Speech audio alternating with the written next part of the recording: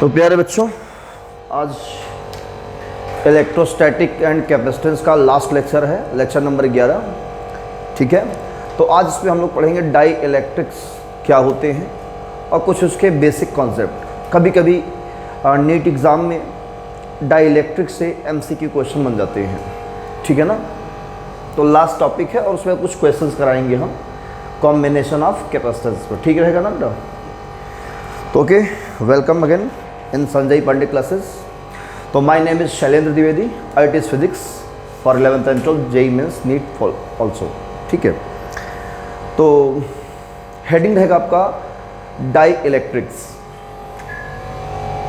Die electrics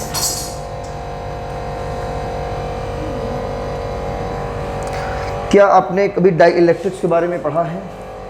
क्या होते हैं डाई इलेक्ट्रिक्स?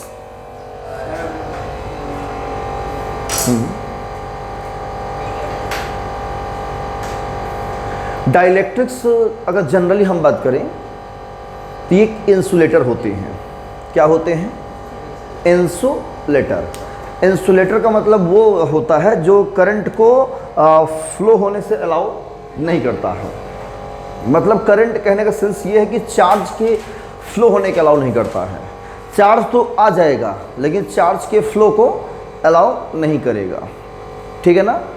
तो those materials do not allow the flow of electric charge. Note कर लीजिए definition. Those materials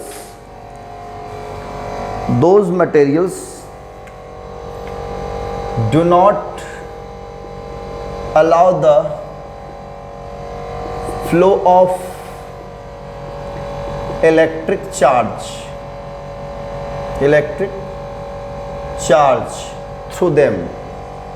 through them they are called dielectrics। क्या होते हैं वो? डाइइलेक्ट्रिक्स होते हैं।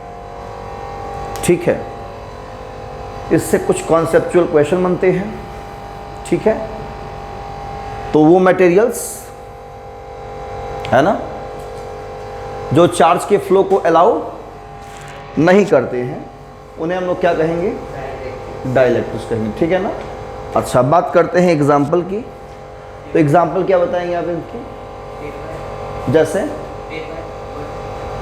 अगर आप एग्जाम्पल की बात करें, एग्जाम्पल, तो एग्जाम्पल में आप ले लेंगे वुड। क्या ले लेंगे बेटा? वुड। और क्या ले सकते हो? Glass, mica, wax. मतलब वैक्स मतलब क्या होता है आप जानते हैं। वैक्स मतलब जो होता है पैराफिन वैक्स, इसको मोम कहते हैं, वही चीज़ है। ठीक है ना? वाटर आप लोग जानते होंगे, डिस्टिल्ड वाटर, नॉर्मल वाटर जो भी है, ये सब क्या है? आपके इंसुलेटर हैं। हाँ, कुछ बच्चे कहते हैं कि वाटर हमारा क्या है? एक कंडक्टर है, इलेक्ट्रिसिटी फ्लो कराता है, बट ऐसा नहीं है। इन रियलिटी अगर हम बात करें, वाटर एक न तो पूरी तरह से आपका कह लीजिए कि इंसुलेटर नहीं है और न ही तो पूरी तरह से कंडक्टर है। तो हम ये कह सकते थोड़ा बहुत प्रॉपर्टी किसकी आती है मालूम है?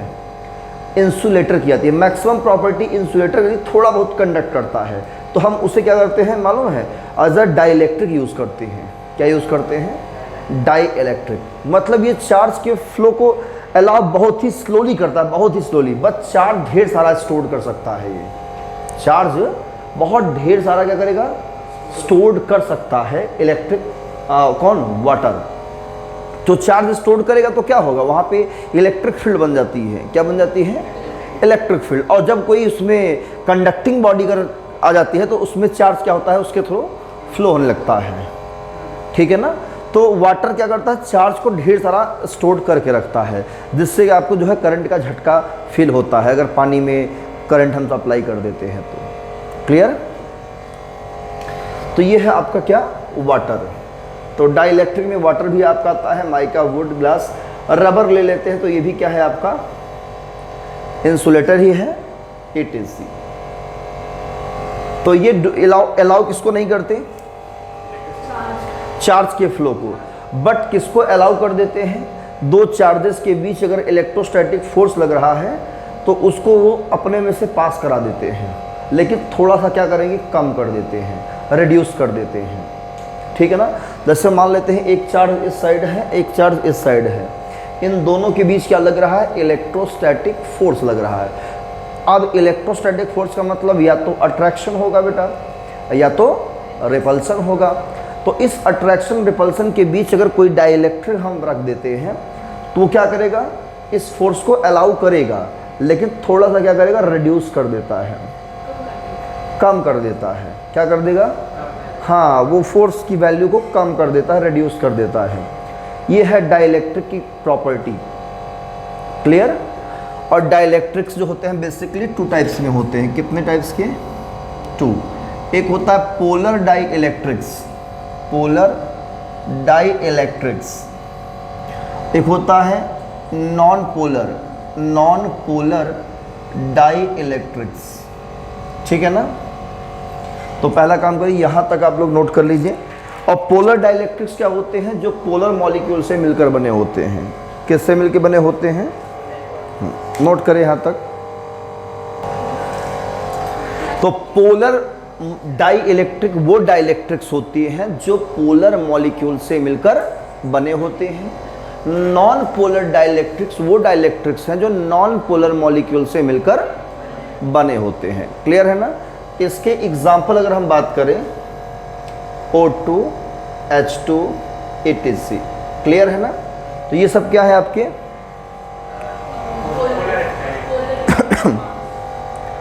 Polar molecules. क्लियर।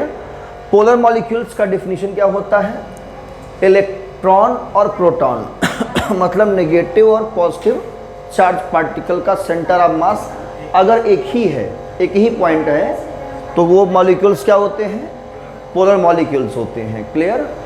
और जिसके पॉजिटिव और नेगेटिव चार्ज पार्टिकल का सेंटर ऑफ मास एक नहीं होता, डिफरेंट होता है, वो क्या होते हैं, नॉन पोलर होते हैं। क्लियर। एग्जाम्पल में जैसे आप क्या लेंगे, इसमें NaCl, HCl, क्लियर, ETC।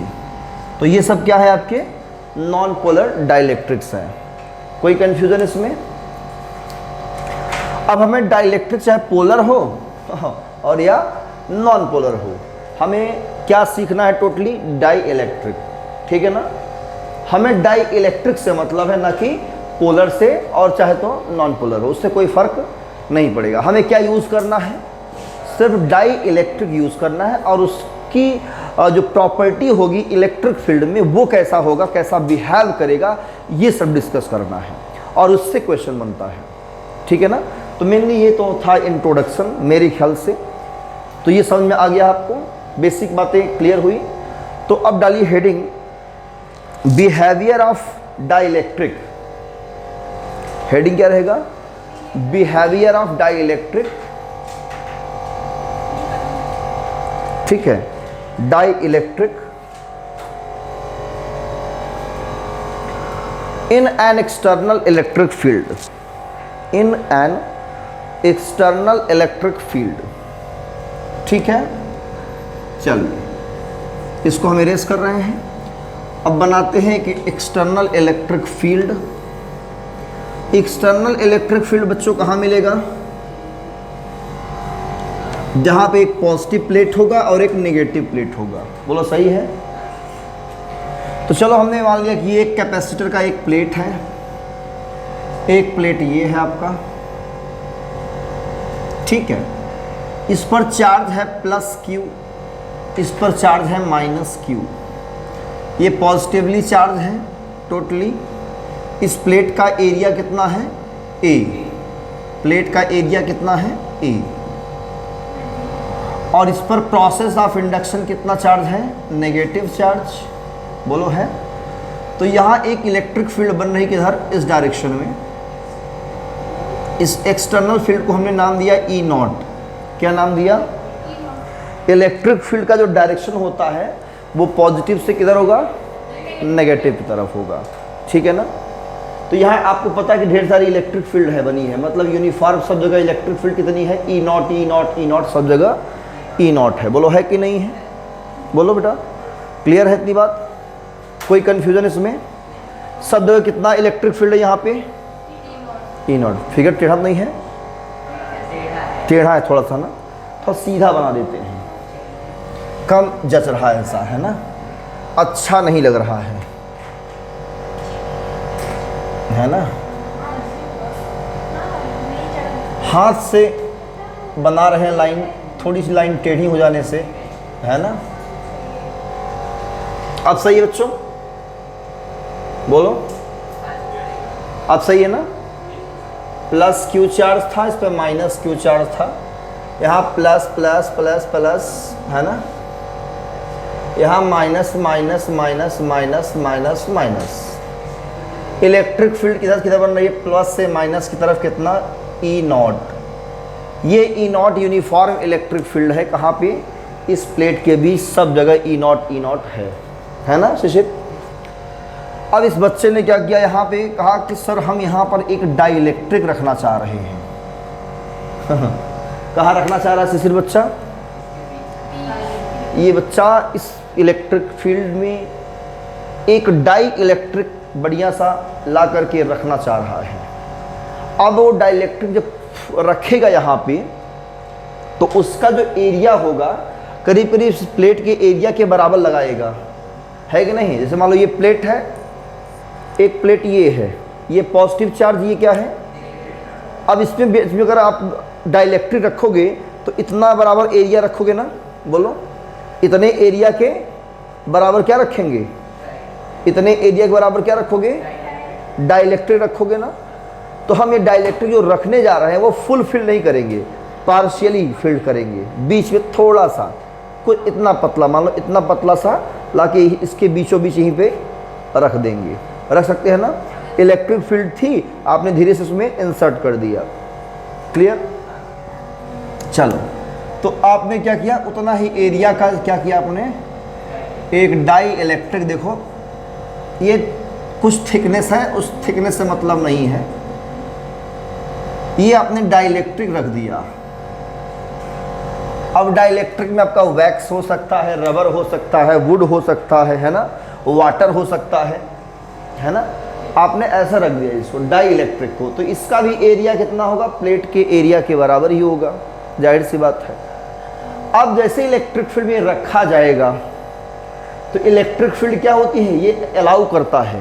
क्या करता है? ये अलाउ कर देगा, लेकिन चार्ज के फ्लो को अलाउ नहीं करेगा।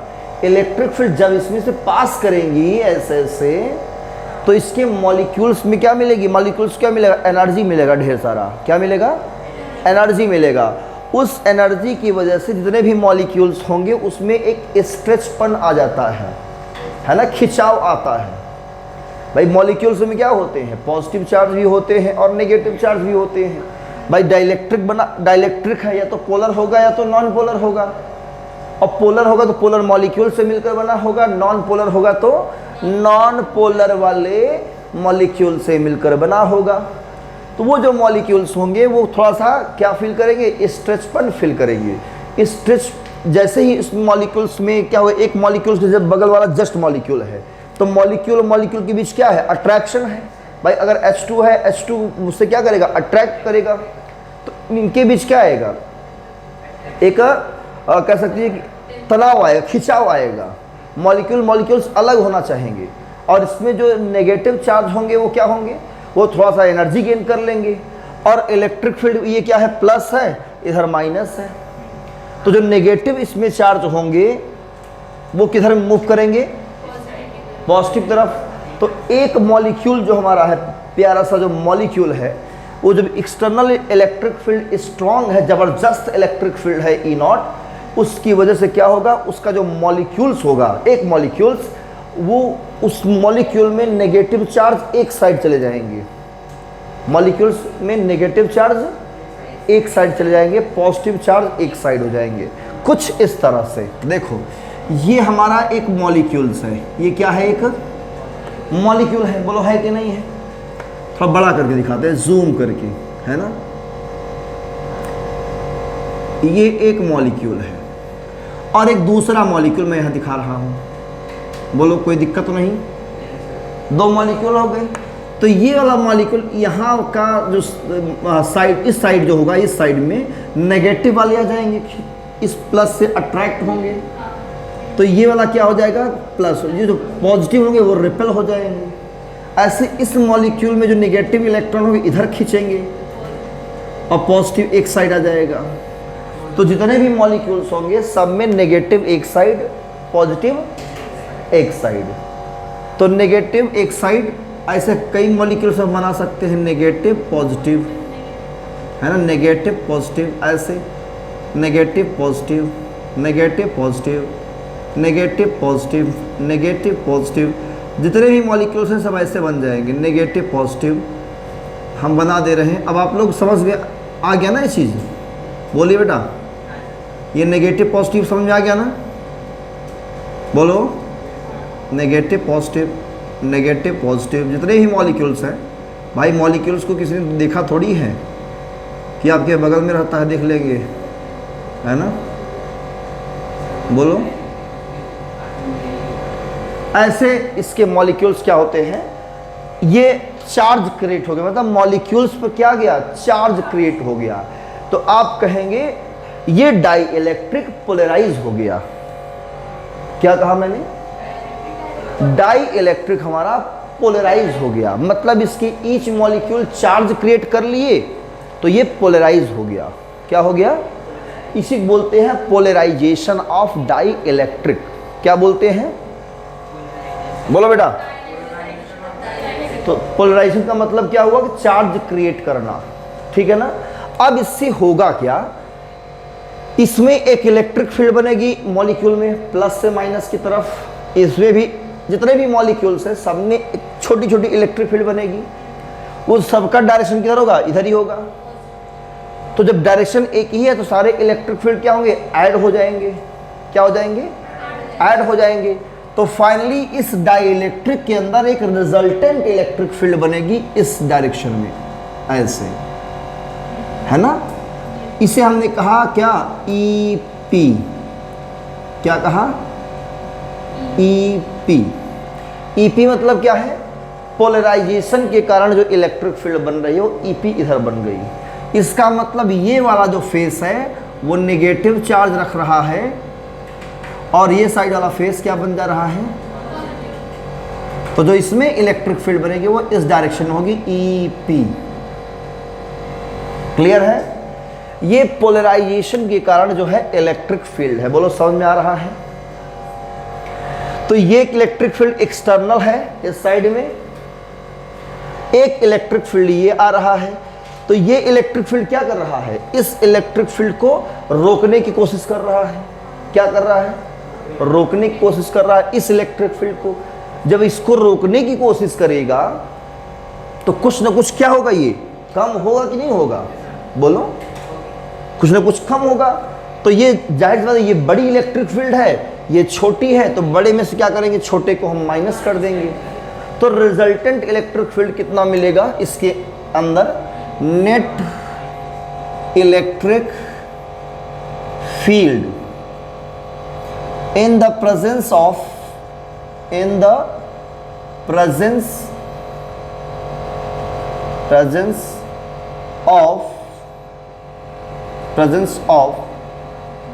dielectric will be, हम इसको E मान लेते हैं। क्या मान लेते हैं, E। तो E नॉट माइनस क्या हो जाएगा, EP। यही नेट इलेक्ट्रिक फील्ड बनेगा, बोलो बस बनेगा ना, E नेट। क्लियर है, कोई कंफ्यूजन इसमें?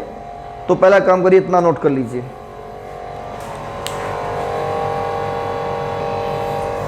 तो ये आपने नोट कर लिया, बोलो क्लियर है। तो अब हम क्या करेंगे, डाई इलेक्ट्रिक के लिए एक कांस्टेंट नंबर होता है जिसे हम लोग डाई इलेक्ट्रिक कांस्टेंट कहते हैं ना। उस कांस्टेंट को डिफाइन करना है। क्या करना है, डिफाइन करना है।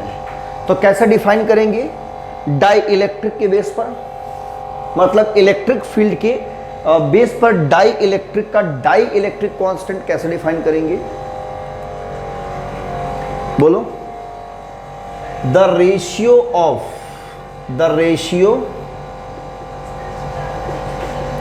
Of E naught to the E मतलब रिजल्टेंट, जो वैक्यूम में इलेक्ट्रिक फील्ड है वो, और जो नेट इलेक्ट्रिक फील्ड इसको रखने से आ रही है, ठीक है ना, दोनों के रेशियो को हम लोग क्या कहते हैं, is called dielectric constant के, मतलब E by E naught by E, clear है, ई नॉट बाई ई। यहां ई की वैल्यू रखेंगे तो के की वैल्यू क्या मिलेगी हमें, E naught by E naught minus E P, ठीक है, E naught minus E P, note करिए यहां तक। तो डाई इलेक्ट्रिक कांस्टेंट के की वैल्यू क्या होगी, वैक्यूम में जो इलेक्ट्रिक फील्ड होगी अपॉन में क्या करेंगे, रिजल्टेंट इलेक्ट्रिक फील्ड से डिवाइड कर देंगे, क्लियर ना, कोई कंफ्यूजन बेटा। तो ई नॉट बाई क्या करेंगे, ई मतलब नेट इलेक्ट्रिक फील्ड, ई नॉट माइनस ई पी। तो यहां से हमने डाई इलेक्ट्रिक कांस्टेंट को क्या किया, डिफाइन कर दिया। अच्छा, डाई इलेक्ट्रिक पर भी कुछ ना कुछ चार्ज क्रिएट करेगा, इस साइड नेट चार्ज नेगेटिव होगा, इस साइड नेट चार्ज पॉजिटिव होगा।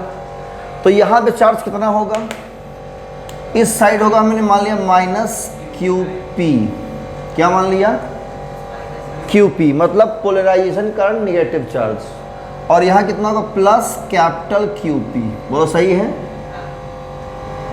तो इस पर चार्ज कितना आया है, क्यू चार्ज आया, क्यू पी चार्ज आया है, कितना चार्ज आया, क्यू पी। तो इस पूरे डाई इलेक्ट्रिक में चार्ज क्यू पी है, पूरे डाई इलेक्ट्रिक में चार्ज कितना है, क्यू पी, है ना।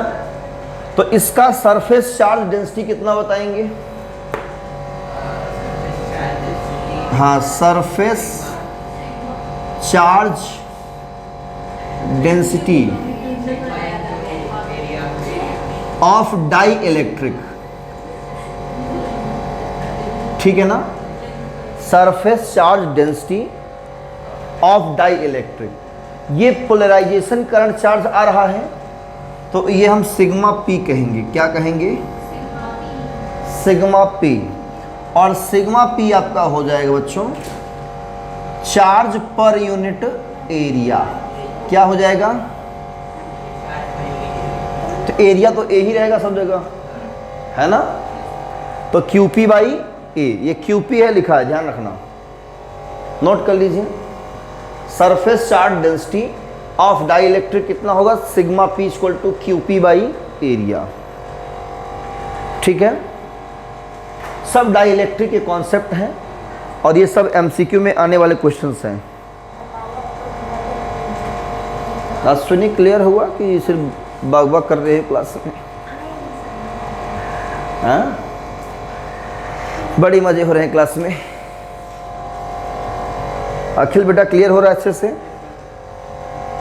डाइलेक्ट्रिक है, थ्योरेटिकल पोर्शन है, ये थ्योरी है और इससे एमसीक्यू कॉन्सेप्चुअल बनते हैं, इसमें कोई न्यूमेरिकल नहीं बनता। तो माइंड में कॉन्सेप्ट रहेगा तो आप देखते ही आप टिक कर देंगे नीट के एग्जाम्स को, ठीक है, ऐसे क्वेश्चन मिलते हैं। चलिए अब इसमें हम पढ़ेंगे पोलराइजेशन डेंसिटी क्या होती है,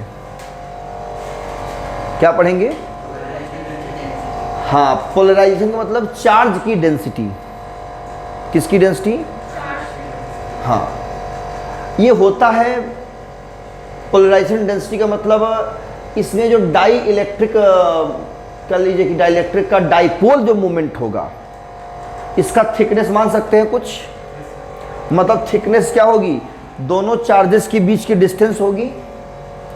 तो ये इसका जो थिकनेस है यानी दोनों चार्जेस के बीच का डिस्टेंस कितना मानते हैं, डी मान सकते हैं। तो लिख लीजिए if thickness of dielectric is D, thickness of dielectric is D, कितना, D,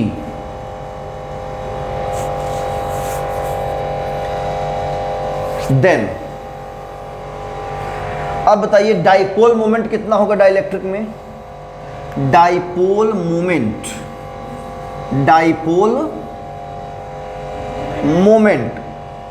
in the dielectric, dipole moment in the dielectric कितना होगा बच्चों? डाइपोल मोमेंट को हम P से डिनोट करते हैं, बोलो P, और डाइलेक्ट्रिक के लिए तो यहाँ D लगा देते हैं, P डाइलेक्ट्रिक, बोलो। तो either charge into distance between two charges, यानी QP इनटू D, सही है ना? तो ये है PD। PD मतलब क्या? Dipole moment of dielectric. Electric dipole moment को किससे नोट करते हैं? P से ही करते हैं ना, जिसका डायरेक्शन के साथ क्या होता है? नेगेटिव चार्ज से। तो हम डाइलेक्ट्रिक की कहानी पढ़ रहे हैं तो डाइलेक्ट्रिक की बात करेंगे, है ना? तो QP इंटू D हो जाएगा। अब इसी में कॉन्सेप्ट निकल के आता है कि पोलराइजेशन डेंसिटी क्या होती है। तो इसी में छोटी सी हेडिंग लगा दीजिए, पोलराइजेशन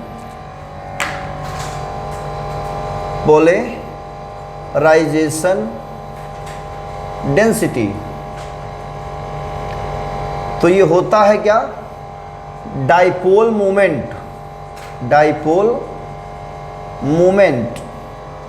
पर यूनिट वॉल्यूम, पर यूनिट मतलब इस डाइलेक्ट्रिक के यूनिट वॉल्यूम में, per unit volume is called polarization density, ठीक है? And it is denoted by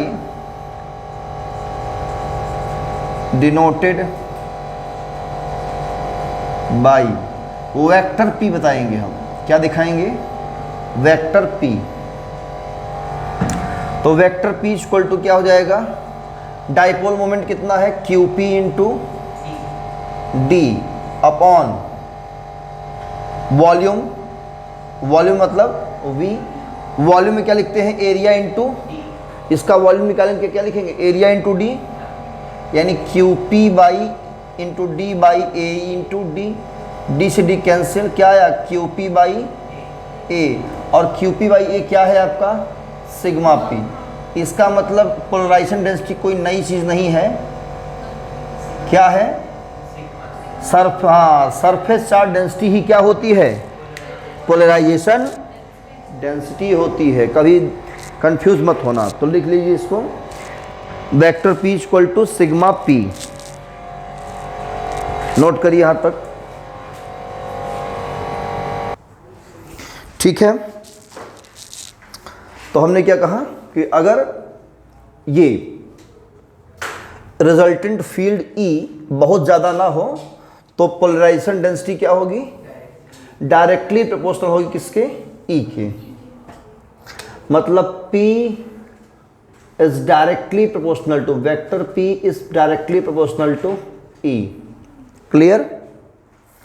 that is ये, है ना? तो जो क्या है इसमें? Polarization density is directly proportional to resultant field. Clear? तो रिजल्टेंट फील्ड कितना बच्चे यहाँ पे? E naught minus CP। तो अभी हम सिर्फ यही E मान के चलेंगे, उसका एग्जैक्ट वैल्यू ये बहुत ज़्यादा लार्ज नहीं है, तो इस पर डायरेक्टली डिपेंड है। मतलब ये जितना ज़्यादा होगा तो उतना ये भी ज़्यादा होगा, ये कम होगा तो ये भी उतना ही कम होगा। क्लियर? ठीक है।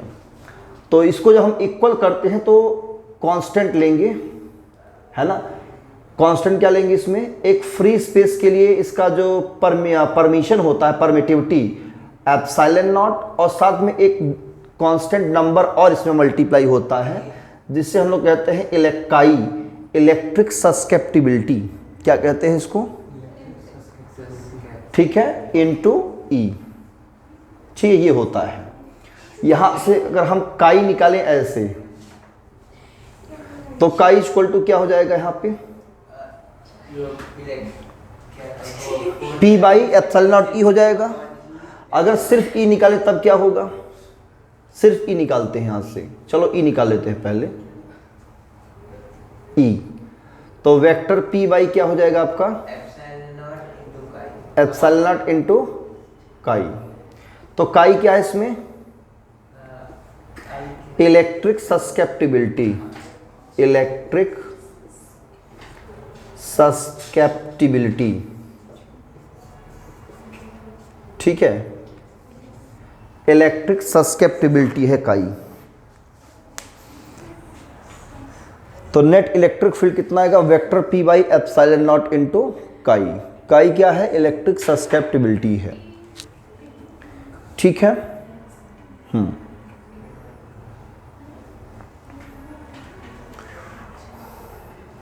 कोई प्रॉब्लम इसमें, सही है यहां तक, ठीक है। चलिए, तो ये आपको पता चल गया कि इलेक्ट्रिक सस्केप्टिबिलिटी है क्या, एक नंबर है, ठीक है।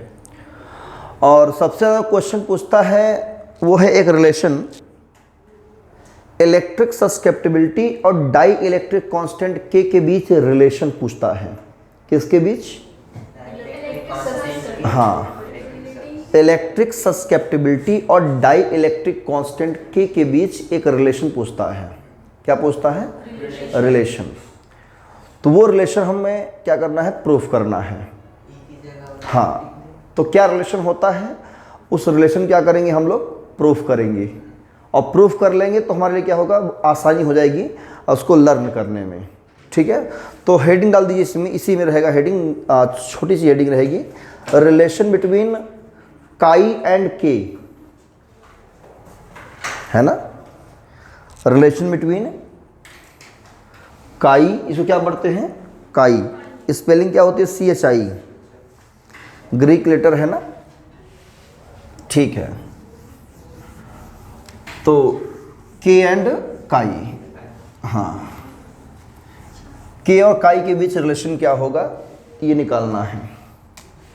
तो हमें ये पता है कि जो रिजल्टेंट इलेक्ट्रिक फील्ड होती है वो E0 माइनस EP के बराबर होती है। बोलो सही है ना, E0 माइनस EP के बराबर होती है।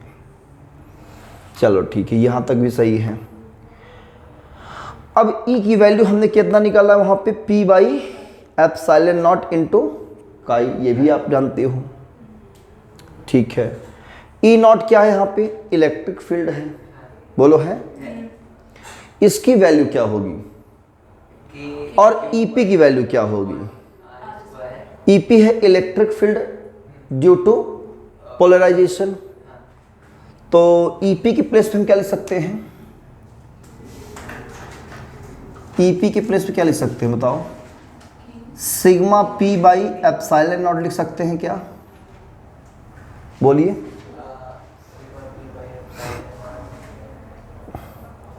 इसके प्लेस पे क्या हम ये लिख सकते हैं, EP के प्लेस पे। भाई आपने किसी इलेक्ट्रिक फील्ड कैलकुलेट करना सीखा ही नहीं सीखा है कि प्लेट के कारण इलेक्ट्रिक फील्ड कितना होती है, सिग्मा बाई एप्सिलॉन नॉट होती है, कुछ पढ़ा है इस तरह से।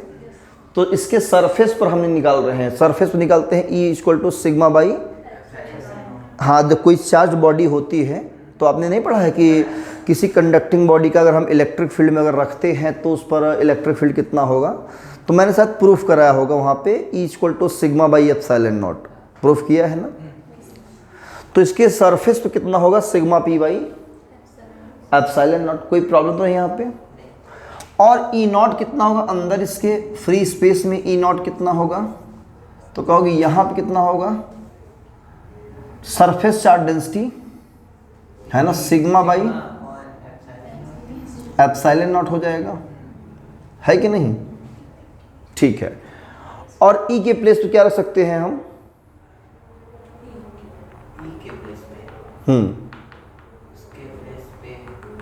बताइए यहाँ पे कुछ होगा, यहाँ पे पॉसिबिलिटी कैसे कैलकुलेट करेंगे।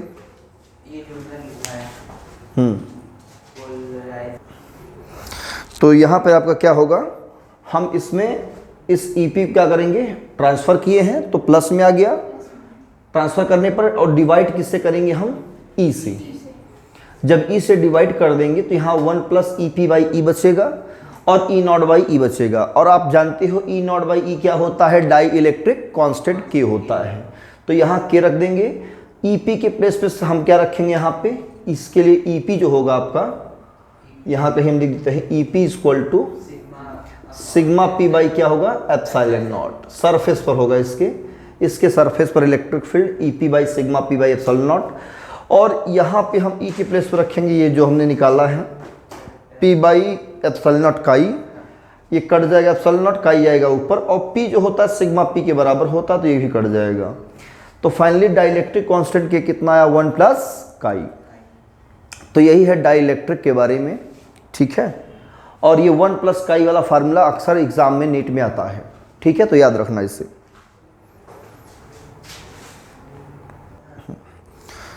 तो नोट लगा दीजिए, एक छोटा सा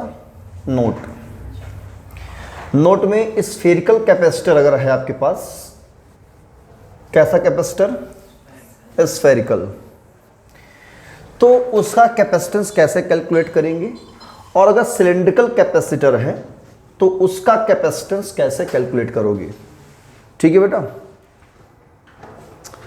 देखो ध्यान से, नोट फर्स्ट, ये आपका एक बड़ा सा स्फीयर है, एक छोटा सा स्फीयर इसमें है, दोनों का सेंटर क्या है, एक ही है। इसका रेडियस स्मॉल ए है बेटा, बड़े वाले का रेडियस क्या है, स्मॉल बी है, ठीक है, स्मॉल बी है। हम क्या करेंगे, पहले बड़े वाले स्फीयर को हम किसी इलेक्ट्रिक सोर्स से जोड़ देंगे, तो यहाँ पे क्या आ जाता है, प्लस क्यू चार्ज आ जाता है, कितना, plus Q charge. Process of induction, इस पर क्या आता है, नेगेटिव चार्ज, है ना, क्या आता है, नेगेटिव चार्ज। तो जो इसका कैपेसिटेंस होता है वो निकालते हैं 4 pi epsilon naught A B upon B minus A से। किससे निकालेंगे, A B by B minus A. B क्या है यहाँ पे, एक्सटर्नल रेडियस है बड़े वाले का, और ए क्या है, छोटे वाले का रेडियस, ठीक है। तो यहाँ ए जो है लेस देन है किससे, बी से। तो कैपेसिटेंस निकालते हैं किसका, स्फेरिकल कैपेसिटर है ये। कैसा कैपेसिटर है, स्फेरिकल। याद रहेगा फार्मूला बच्चों, यही एक फार्मूला अक्सर इसी पर हम लोग न्यूमेरिकल सॉल्व करते हैं, ठीक है ना। स्फेरिकल कैपेसिटर पे जो न्यूमेरिकल्स बनता है वो यही फार्मूला है, A B by B minus A. Second आपका है सिलेंड्रिकल। सिलेंड्रिकल मतलब क्या होता है, एक सिलेंडर टाइप का, ये सिलेंडर आपका है, सॉलिड सिलेंडर है ना। इसमें भी इनर रेडियस आउटर रेडियस होते हैं, क्या होते हैं, हाँ, इनर रेडियस और आउटर रेडियस, ठीक है। इस सिलेंडर का अपना लेंथ होता है L, इसका ये इनर रेडियस A है, आउटर रेडियस क्या है, B है। तो कैपेसिटर निकालते हैं 2 पाई epsilon not into L by log B by A से। किससे निकालते हैं, 2 पाई epsilon not into length of cylinder upon log B by A। B क्या है, एक्सटर्नल रेडियस है, और A क्या है आपका, इंटरनल रेडियस है। क्लियर है, तो नोट करिए यहाँ तक पहले।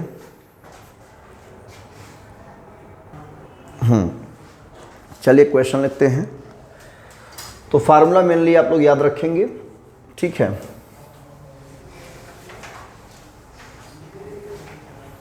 Okay,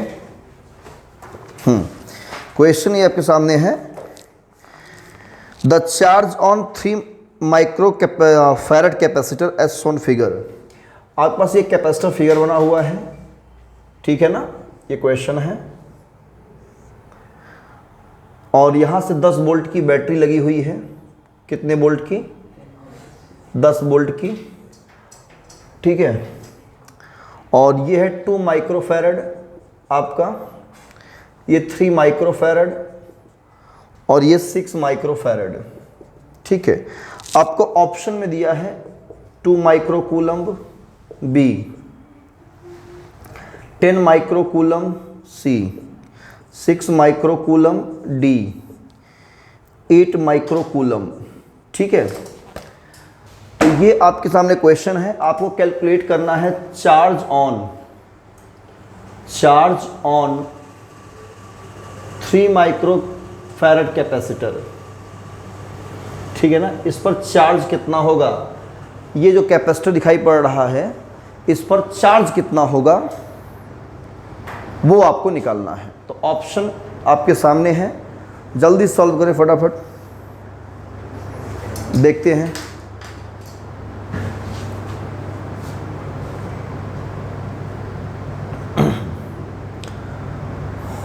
A B C D आपके सामने ये 4 ऑप्शन दिए गए हैं, कौन सा ऑप्शन राइट होगा जल्दी से बताइए।